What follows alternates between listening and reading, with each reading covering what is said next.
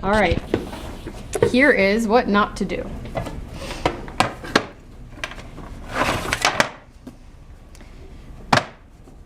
Okay, so here's a good what not to do. Don't put the little dry chunks into your piece. Okay, so I'm starting off with a ball, but if I started off with some weird shape like flat and tried to get it on there, it's not going to attach as well as if I made it an actual ball. But I don't want to put these little air pockets in there either. I want to have a flat bottom. Okay. So here's what a lot of people do when they're trying to center. They'll try to do this with floating elbows. You back out and get my floating elbows. So they'll try to center with floating elbows, and that doesn't work. Or they'll try to center with their hands out flat like this. Okay, that's not going to work either.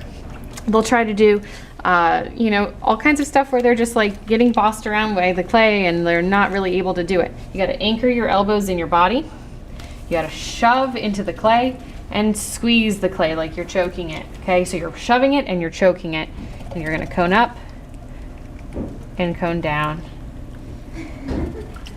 Dip hands in water, cone up and cone down. Okay, a lot of people will cone up and cone down too quickly, and that throws it off center if you cone down too quickly and you're not supporting it adequately. Okay, so that's off center. So again, that was me going up and going down. See how I'm not supporting the sides? I only supported the top. That's where the clay went that was getting off center. Okay, so that's off center now. So you need to make sure that when you cone up, you're supporting it on the sides, on both sides, and when you're going down, you're supporting it on the top and the sides and not going too quickly.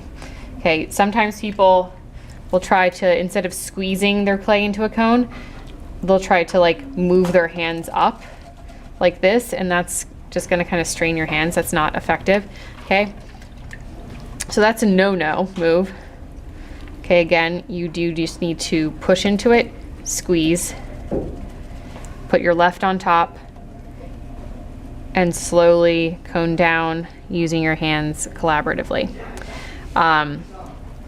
Some people will get a lot of clay out here. Okay, you may want to remove that if you get a big pancake area.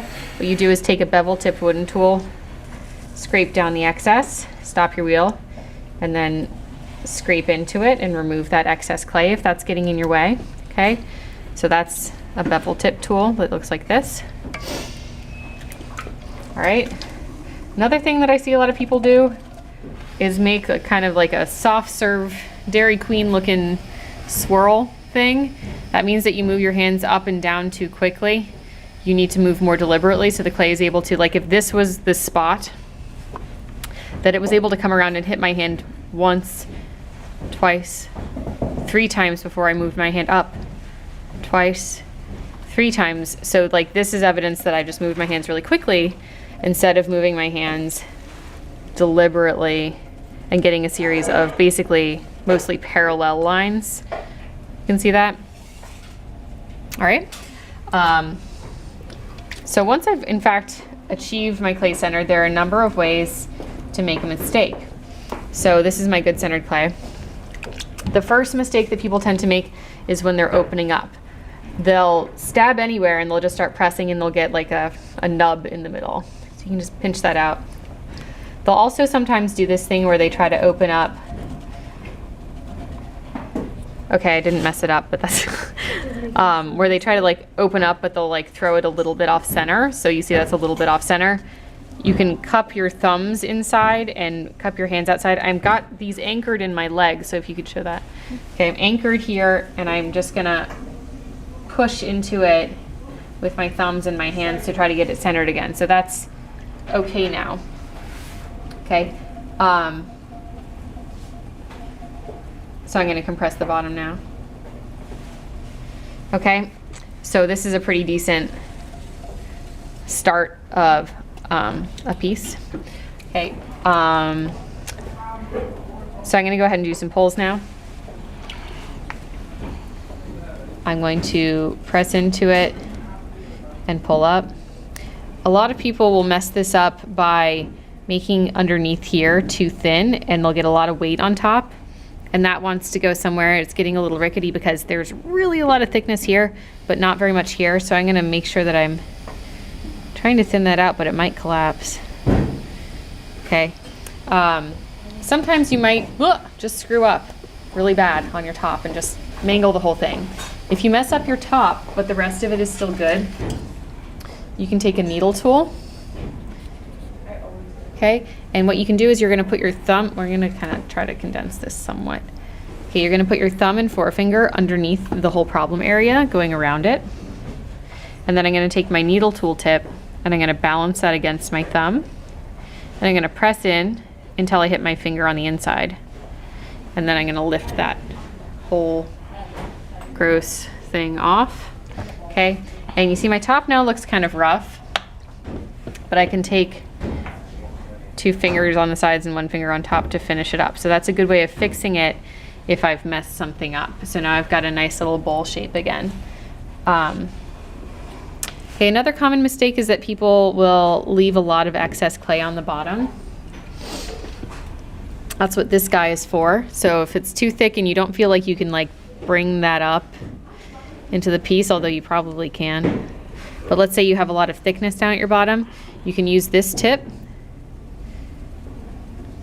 to cut in and just remove some of that excess stuff that's on your outside.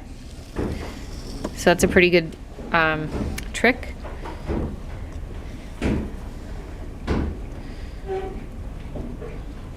Okay.